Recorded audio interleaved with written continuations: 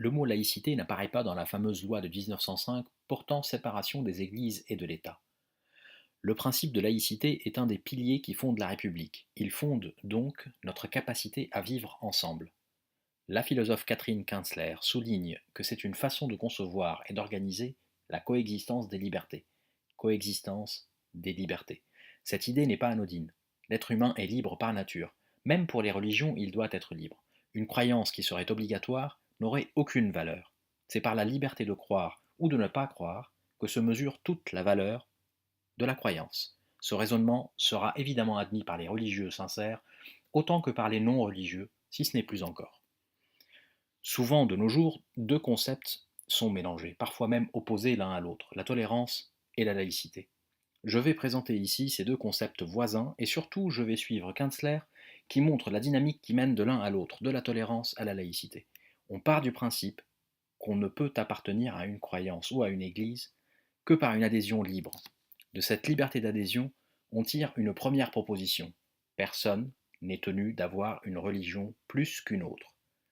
C'est un texte du philosophe anglais Locke qui formalise en 1689 cette idée de tolérance.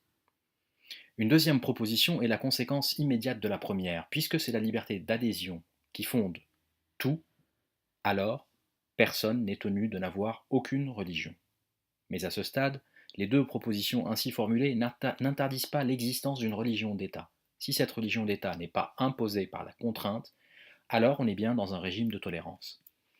Les deux premières propositions ne prennent pas en compte les incroyants, ceux qui nient l'existence d'une puissance divine, pour reprendre les paroles du philosophe Locke en 1689. C'est en cela que c'est un régime de tolérance restreinte. Pour prendre en compte ceux qui ne croient en rien, il est nécessaire d'aller un peu plus loin, de passer à un régime de tolérance élargi, qui complète les deux premières propositions par une troisième. Personne n'est tenu d'avoir une religion plutôt qu'aucune. On voit apparaître ici la liberté de culte, avec les deux premières propositions, et la liberté de penser, donc la liberté de ne pas croire, avec la troisième proposition. Mais alors, si on en est là avec le principe de tolérance élargie, qu'est-ce qui nous conduit au principe de laïcité? Qu'est-ce qui se rajoute au principe de tolérance élargie pour donner le principe de laïcité? Catherine Kinsler rajoute deux dernières propositions qui font la différence entre la tolérance élargie et la laïcité. D'abord, l'abstention absolue de la puissance publique en matière de croyance et d'incroyance. Donc impossibilité absolue de l'existence d'une religion officielle fût-elle civile. L'exemple anglais vient ici tout de suite à l'esprit avec le chef de l'État qui est aussi chef de l'Église anglicane. En Angleterre, nous sommes donc dans une logique de tolérance élargie et non pas dans une logique de laïcité. Ensuite, l'exclusion des communautés confessionnelles ou non dans la formation de la loi. La loi n'émane que d'individus citoyens constitués en représentation générale. Aucune communauté n'est reconnue comme légitime pour produire la loi. Aucune communauté ne peut avoir un statut politique.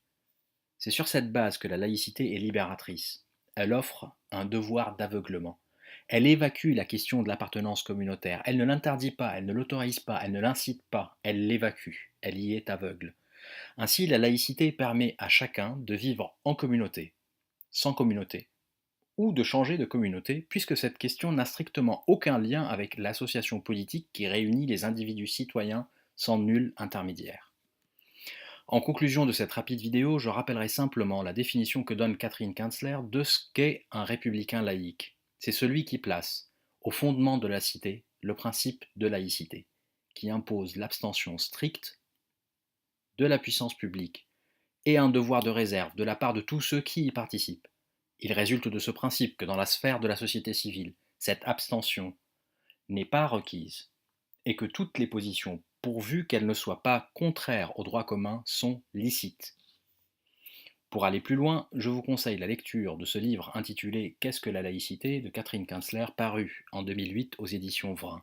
Merci d'avoir consacré ces quelques minutes à ce sujet majeur de notre vie commune et à bientôt.